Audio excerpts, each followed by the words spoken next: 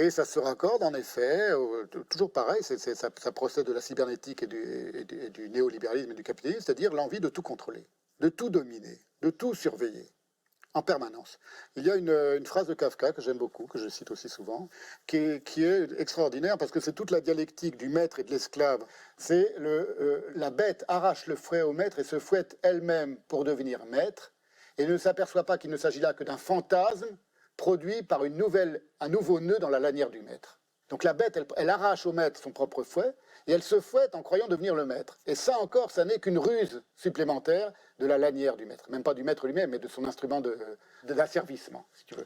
C'est ce qu'on vit aujourd'hui lorsqu'on va dans un supermarché, pour montrer comme c'est exactement le monde dans lequel on vit, à tout moment, et qu'on prend son petit scanner et qu'on scanne soi-même tous les produits, et qu'on met ça dans le canis, et après on sort sa carte bleue, on n'a vu aucun être humain, et puis on paye, et puis on s'en va.